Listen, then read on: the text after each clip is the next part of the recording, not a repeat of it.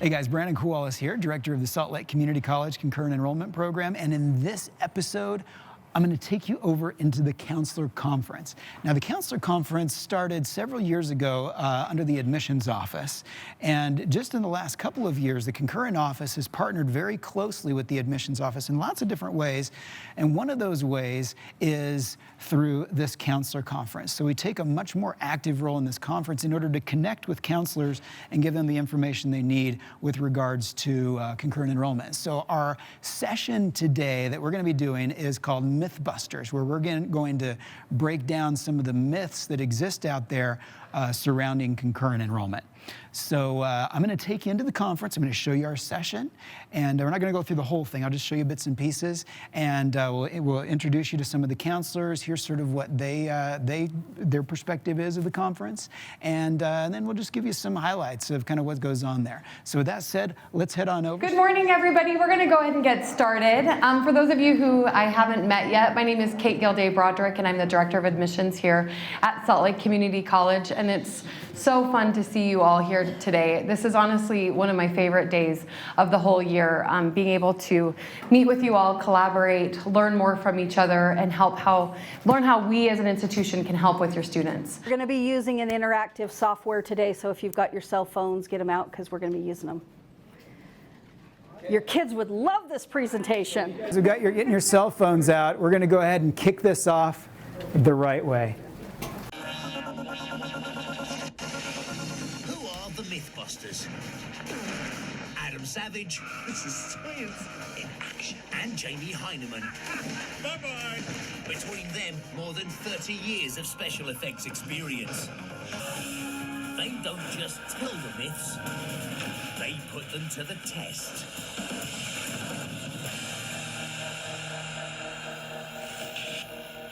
All right, in today's episode of Concurrent Enrollment Mythbusters, we're going to be looking to see if some of the information out there surrounding concurrent enrollment is a myth or is it a fact.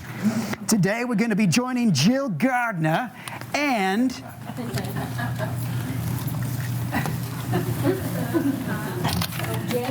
Jamie as they test our audience in real time to find out if the information floating around in the high schools is actually a myth or a well-known fact. Take it away, Jill. At the top of the slide, it says you can either log in through a web browser or you can text. There's two options. So I'll give you a minute to set up your phone. And the first question is, concurrent enrollment credit earned is good for A, 1 year, B, 2 years, C, 5 years, D, does not expire. Okay, so the correct answer is D, credit does not expire. This is one of the myths that I hear the most. And I know where it's coming from, but we're not going to talk about that because it comes later in the quiz. But when you're taking a concurrent enrollment class, you are taking a college class for college credit that goes on your permanent college transcript.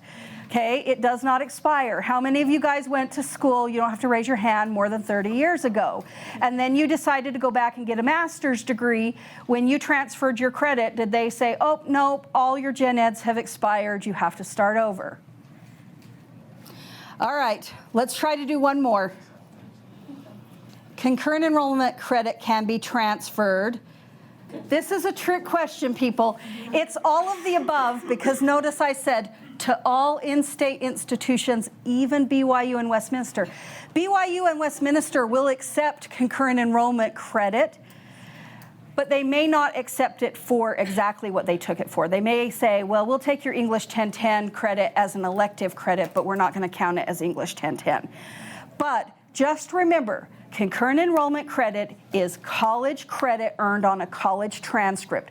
Whenever you transfer that credit to another institution, you're always at the mercy of that receiving institution as to how they are going to transfer it, but it is college credit, so it will transfer.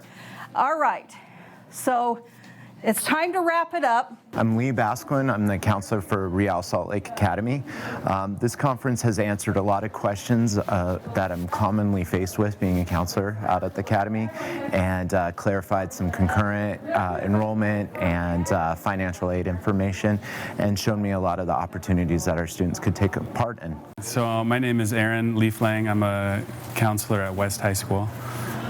This conference has been very helpful because I think most of our kids from West High go to Salt Lake Community College. I went to Salt Lake Community College, so I love this place, and I think it's a really great place for kids to go.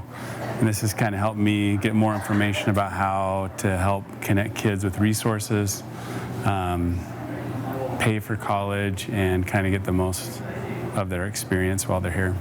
My name's Kim Walter, so I'm a school counselor at Hillcrest High School with Canyons District. And the biggest benefit from this conference was to understand the difference with concurrent enrollment and some of those misconceptions, along with some very important resources we have available to a lot of our populations that are not represented correctly. Okay, guys, well, I don't know about you, but I'm pretty tired after the end of this day. And so is my mustache, obviously.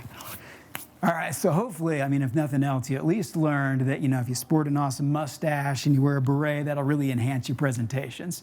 But all kidding aside, hopefully, as we've taken you through this counselor conference, has given you some great ideas of how you can collaborate and partner with those internally, whether it be your admissions office or any other office within your college or university, to be able to enhance what you're doing and augment what you have to offer for your partners out there, whether it's counselors, whether it's teachers, or whether it's those that are running the programs out there in the high school. There are so many ways that you can collaborate creatively to really add value to your partners. Now, as always, be sure that down below the video you post any insights or comments, ideas, suggestions, so that we can share that with the broader community. And until the next episode, remember that nothing is impossible for your program if, and only if, you're resourceful, if you look outside those walls that have been built around you over the years, and last of all, if you have the courage to act.